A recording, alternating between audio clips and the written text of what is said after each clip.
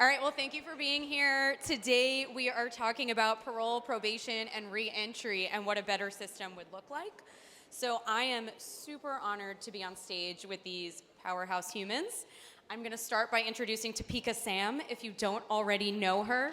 Topeka is she is a formerly incarcerated woman, and after her release in 2015, she wanted to bring awareness to women's incarceration and post-incarceration issues.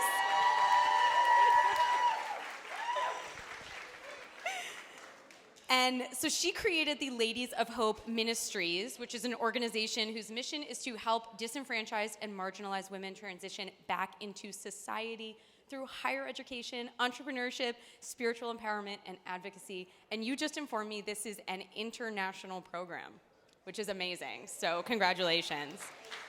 And there is a safe house for women here in New York, in the Bronx, called Hope House New York. So the next person I'd like to introduce is Rachael Rollins. I'm going to wait to... Yes. I messed that up last time. Rachael Rollins is a nationally recognized progressive prosecutor. In 2018, she became the first woman ever elected district attorney in the history of Suffolk County, Massachusetts, which includes Boston. And it also made her the first woman of color to ever serve as a prosecutor in Massachusetts. That is amazing. She is known for her list of 15 low-level nonviolent crimes, which she is known to decline, divert, or dismiss from a carceral response. Also amazing. The next person I'm introducing is Chris Redlitz. Chris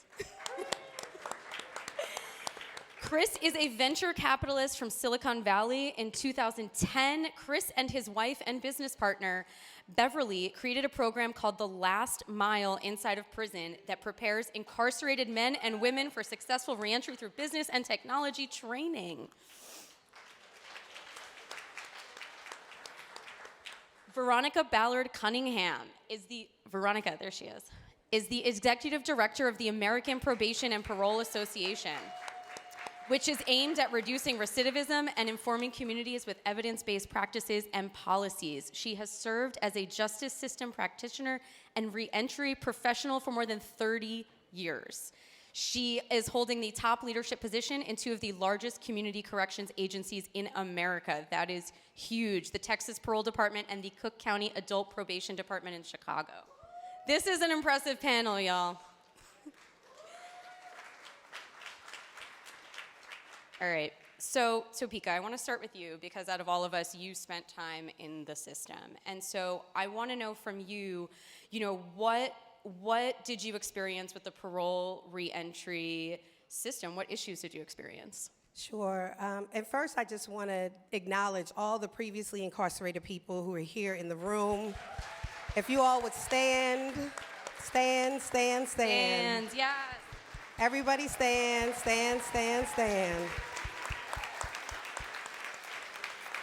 I think it's important for everyone to see who we are, right? Because you never know who you're sitting next to.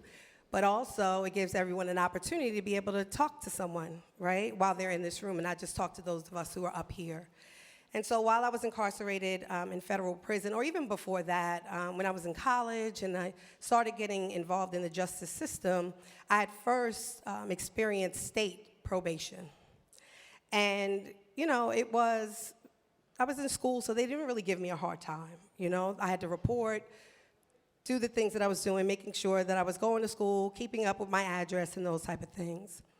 And then I had got federal pretrial before I went to prison. And doing that, it was the same, reporting, making sure that I was there on time when I said I would be. And then I had a probation officer who was very supportive, or pretrial officer who was very supportive, and it was fine. When I went to federal prison and on my way out, I assumed that everything would be just like it was before, that most systems, most officers would be the same. They would have the same training, they would want to be supportive and such. So I had one probation officer, and she was extremely supportive. She knew that I wanted to start my organization, the Ladies of Hope Ministries, and she knew that I would be around other justice-impacted people because on all stipulations around your conditions of release, it says that people with convictions cannot fraternize with one another. And so I wanted to make sure that she knew what my intentions were so that I wouldn't get in trouble. And she was great. And then she became with child and was transferring to another office, and she put me with another probation officer that she felt was going to be very supportive. So she let her know everything that I was doing. It was great because, you know, I'm happy, you know, I'm in school, I'm rebuilding my life. And so first she was very young. Actually, she was younger than me, so that was interesting. But she was also new to the department. And so she was trying to find her way. And she supported the things that I was doing. And I was traveling a lot, speaking everywhere anyone would hear me.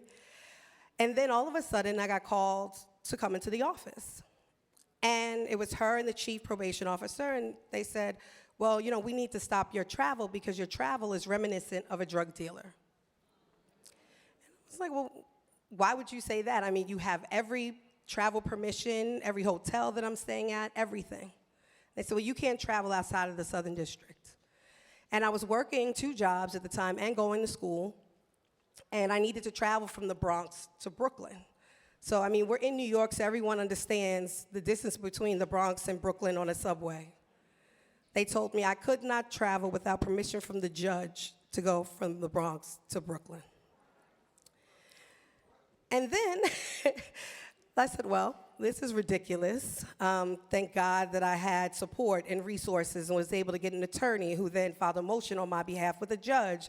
The judge obviously thought it was ridiculous and went ahead and gave me permission to travel to Brooklyn. And other travel was at the discretion of probation. So now they're like, all right, well, you'll be able to travel 3 times, and after that, you have to go to the judge. So sometimes I was traveling 3 times in a week. I would have to file a motion, go to the judge, and this was just a cycle.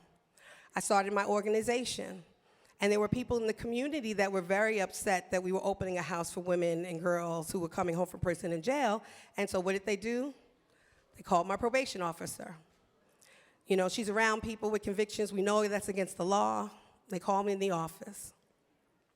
Now, thank God, I had already disclosed that the information was there, but it was just continuing, just back and forth, back and forth. And I thought to myself, well, wow, if I'm going through this, what about all of the other sisters and brothers that are going through this? And this is why people aren't forthcoming with why they want to travel or where they want to go and things of that nature. And so, you know, I put in a request for early termination of sentence. I was denied the first time without prejudice, so I was able to do it again. And it was this cycle for the next year, just having to continue to report to the judge, ask the judge for support over and over again. And then finally, the judge said, well, you know what, I'm going to take you off of probation. And he wrote an opinion saying that me being under supervision was impeding the work I was doing at Ladies of Hope Ministries, and like enough was enough. Thank God for that opinion, because other people are now able to use my case in order to get off of termination if they're doing similar work. So Rachael, you are known for being a very progressive, reforming prosecutor. Can you explain, you know, briefly what some of the crimes you might not prosecute would be and why?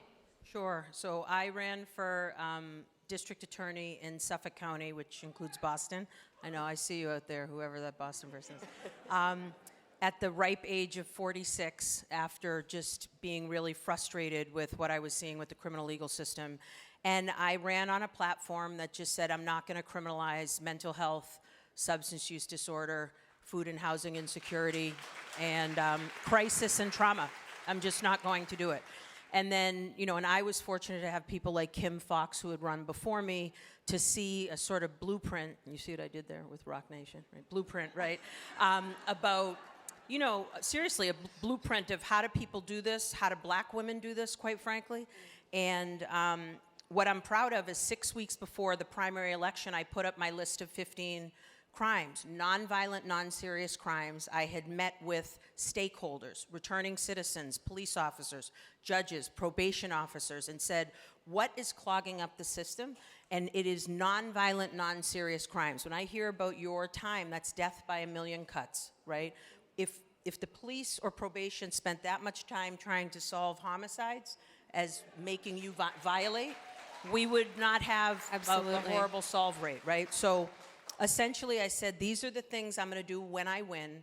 If you don't like them, vote for these other 4 people. If you like them, vote for me, because I also didn't want to trick anyone into voting for me. And we won with 42% of the vote in the primary, 80% of the vote in the general. Yep. And then we were able to reallocate resources. So the list of crimes are trespassing, driving on a suspended license. I'm not talking about, many motor vehicle sort of related infractions, not vehicular homicide. I'm talking about non-violent, non-serious crimes that we can issue a ticket, or there can be some other non-carceral response to this. And what I did was flip the presumption. Instead of always arraigning you, let's consider not doing that and sending you to a state, local, or federal agency to get the help you need with all of the issues. And I was able to reallocate those resources to solving the 1,300 murders, unsolved murders in Boston, to assisting with, other things like that, right? So, and ultimately, we did that. And in the 3 years I was DA, Boston is one of the only major cities in the United States of America between 2019 and 2022, violent crime is down in Boston. Wow. So it did not fail.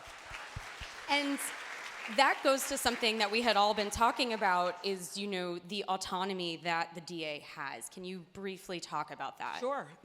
We are kings and queens, right? Literally. We report to no one but the voters. Not the governor, not the mayor, not the legislature, not the city council. We report to voters. So it's to you and the voter on what you're prosecuting, basically. 100%. And a lot of people don't even know. In Massachusetts, the ACLU had a campaign called What a Difference a DA Makes.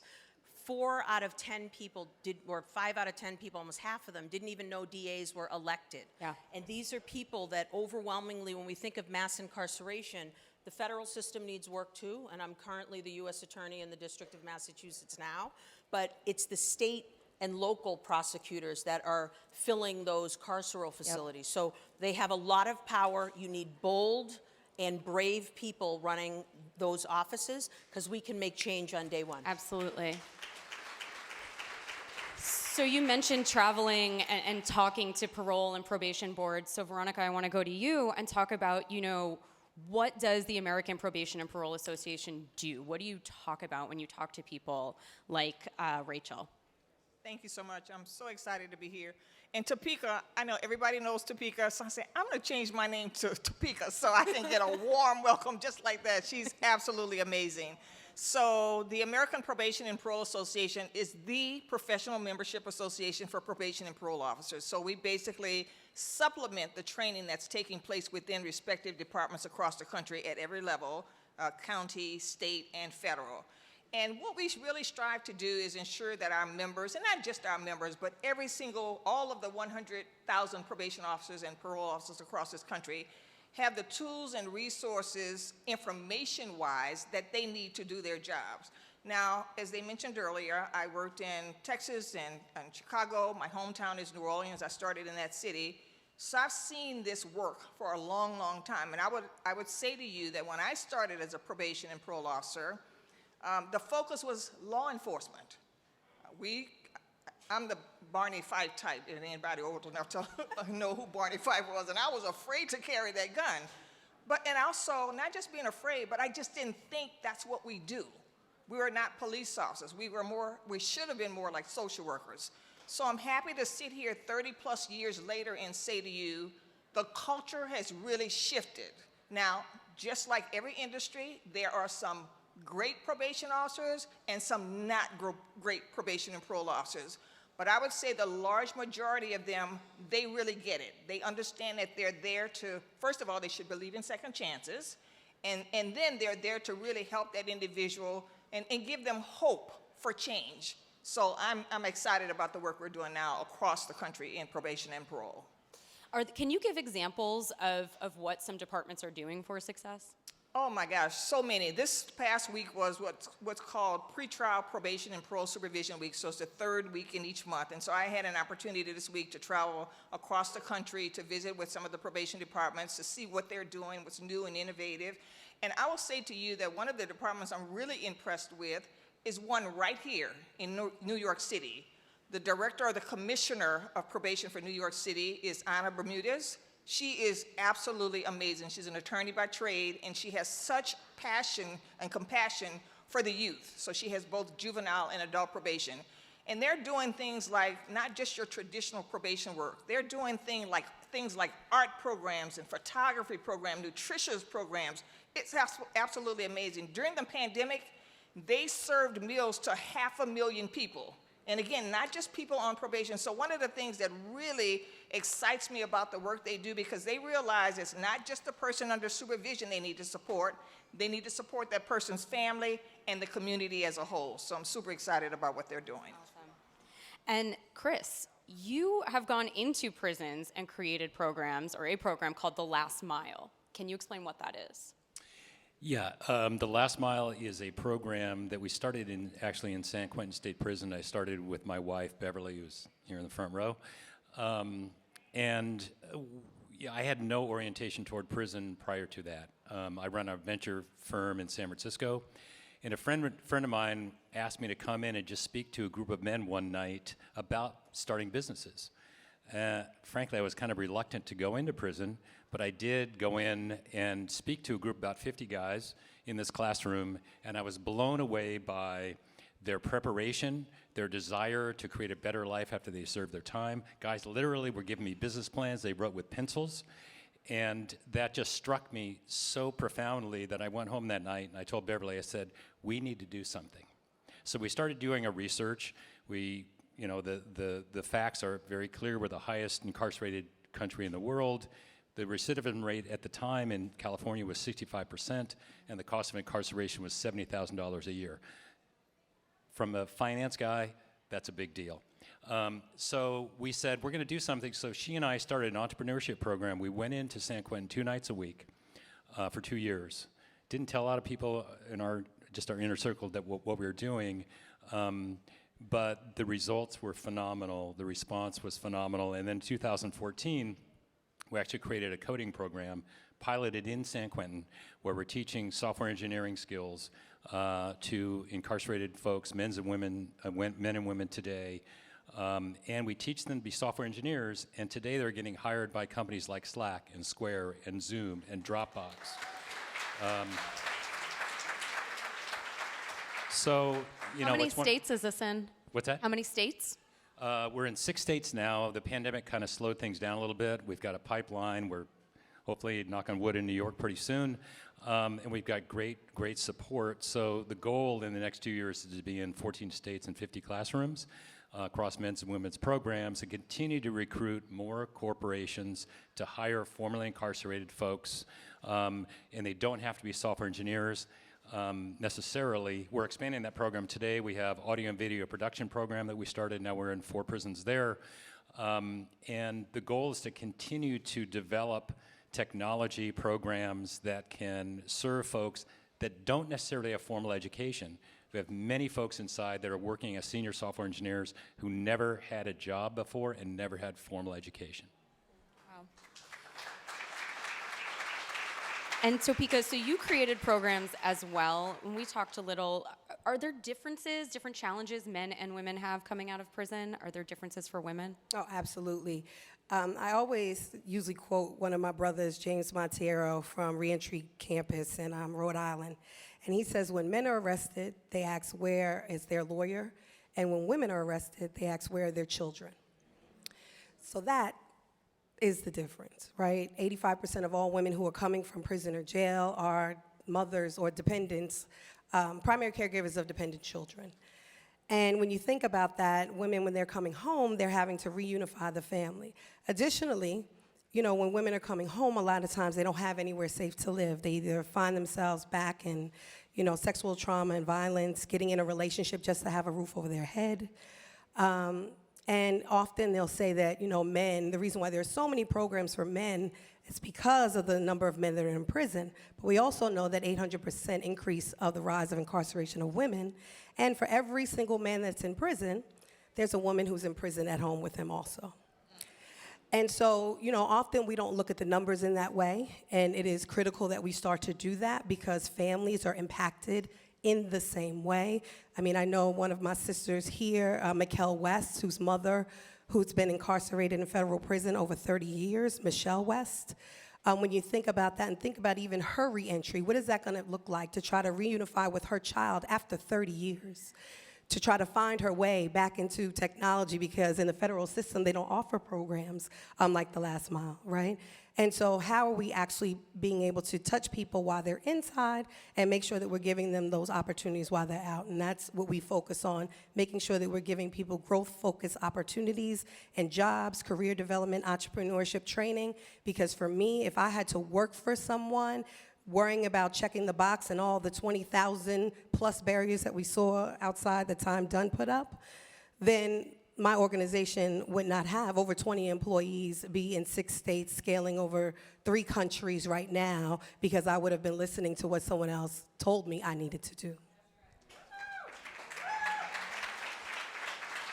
So I want to ask Rachael and Veronica, which areas do you two see that need to be addressed the most with probation and parole? And I'll start with you.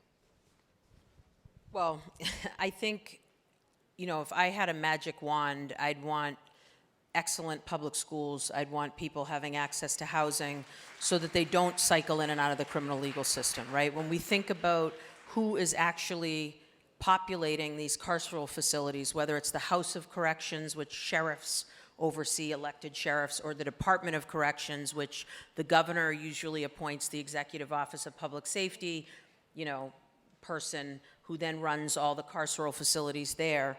I want to make sure that if they're supposed to be correcting, we need more eyes on what they're doing there, right? Corrections officers, those are mini police departments inside of prisons, and there's no community out there with iPhones showing what's happening. All of the same things we're seeing with police officers across the country, it's happening even worse at times in the Bureau of Prisons, which is the federal, the Department of Corrections, which is the state, or possibly even the House of Corrections. And they would have to self-report because the individuals they're harming have already been discredited, right? They're currently incarcerated, so a lot of people, not maybe us, but look at them and say like, well, you're gonna lie about that, of course, right?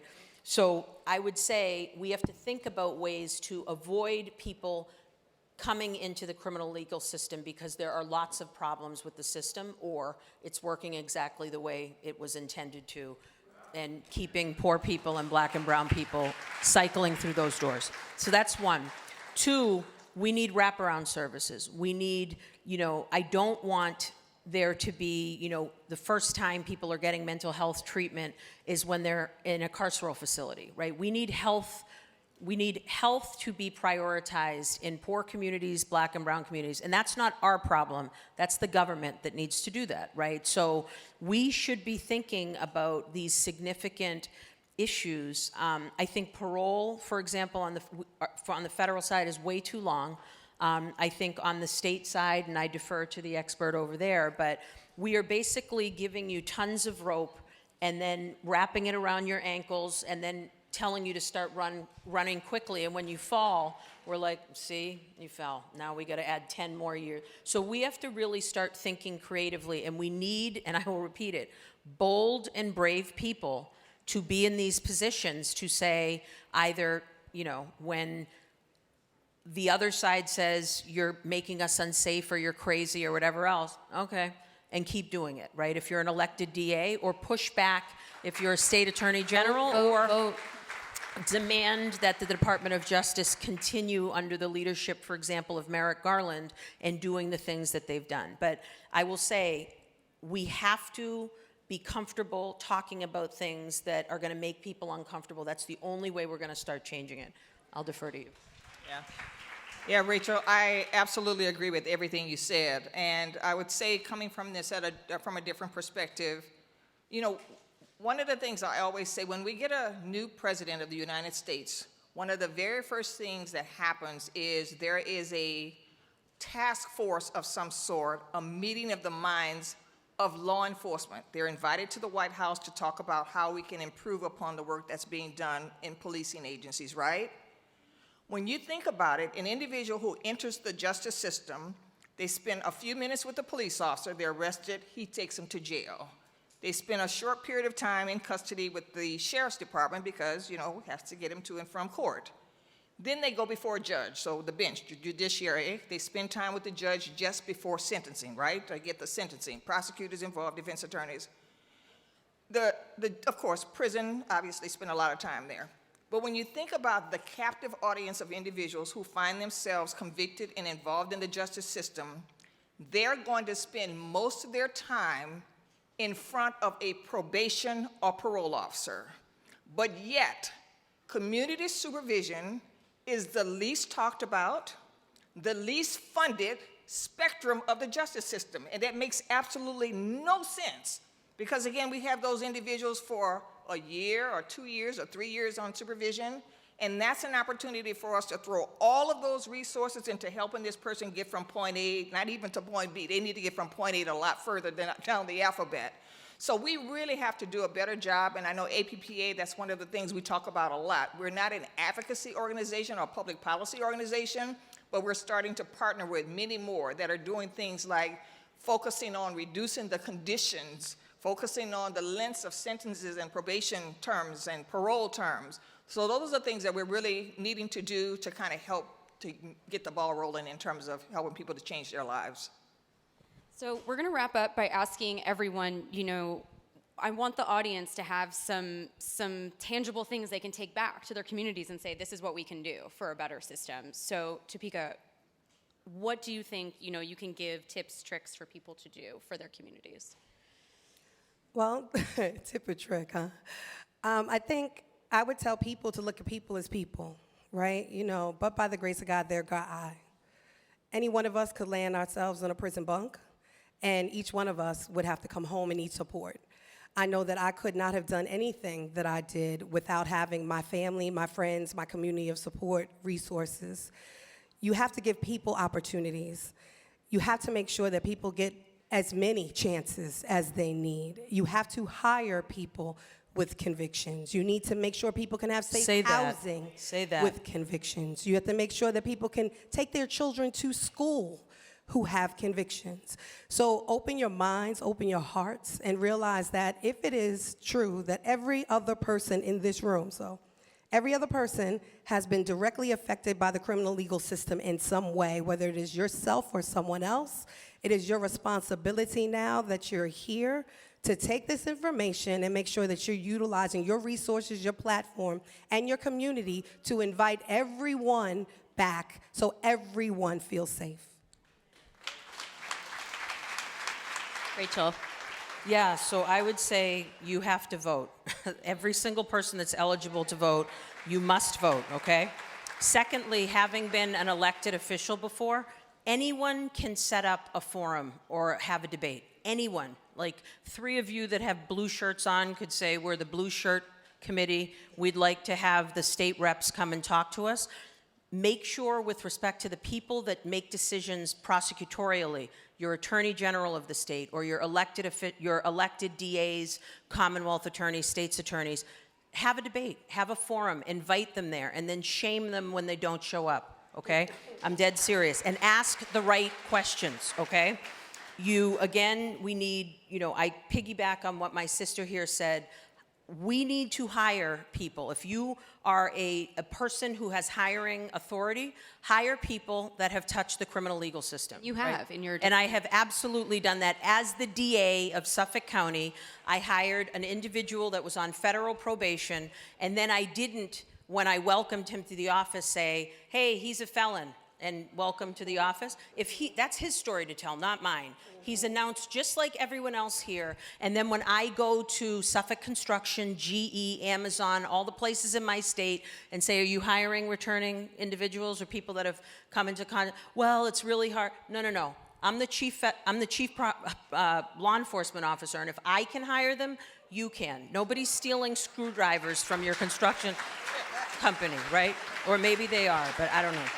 All right, and then I think other things that need to change, Satana and I, another fabulous DA that's here, we've been to Germany and Portugal with other progressive prosecutors across the country. In Germany, to be a corrections officer in Germany, you have to go to college for 2 years to be a corrections officer in Germany. And I kept saying, I don't understand your words, right? What do you mean? They go to college to be because in Germany, if you come in contact with the criminal legal system, that's a failure of Germany. That's the way we need to be looking at this in the United States, right? When children fail and they have been in the DYS, DCF system, that's the state's failure, right? Not a 7-year-old who didn't, none of us chose who our parents were, which dictates where we live, the school we go to, et cetera. So we need corrections officers. I just remember asking the question again, and they're like, they're speaking English. Why don't you understand what they're saying? I'm like, they go to college to be corrections officers because it is corrections, and they need excellent people coming in contact with individuals that are in crisis and need help and have had systems fail them their whole lives. And that's it. All right, you can go.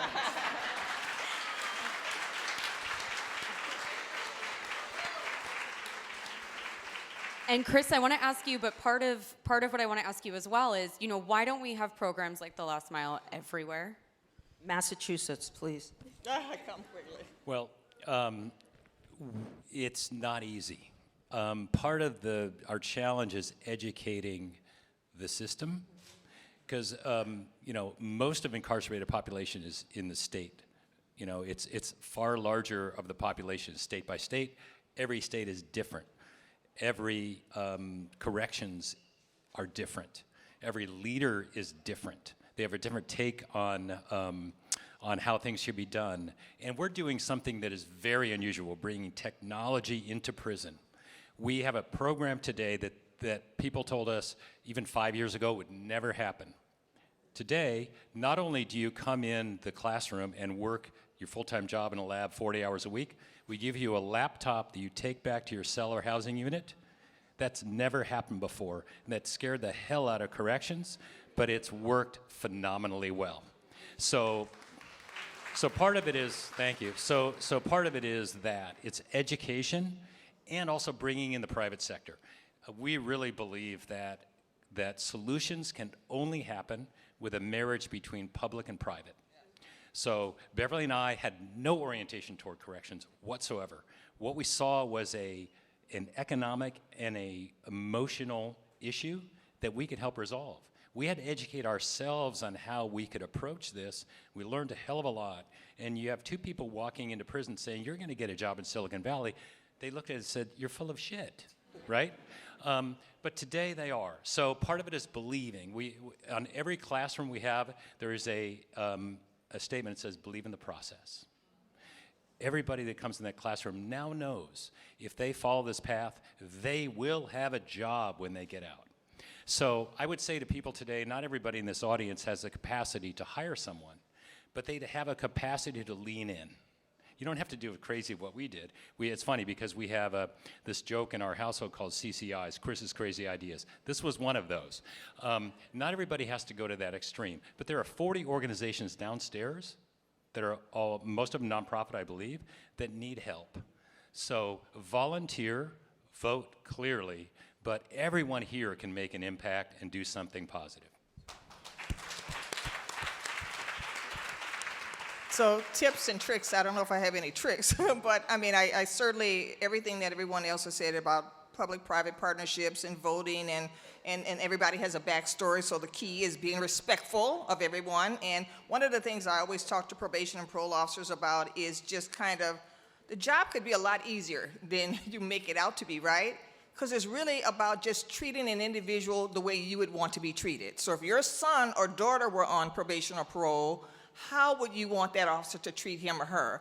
And so that's something that we've just kind of been focusing on, making sure that people understand as probation and parole officers, your job is not to be the police officer, but your job is to be a mentor and a supporter and a guide for these individuals. And so I would say that, again, back to what you said about the voting, that is imperative, because the one thing we don't talk about when we have these conversations about probation officers and parole officers and the requirements they're making of individuals, guess what? They don't create those requirements and conditions. Those are made by judges and parole board members.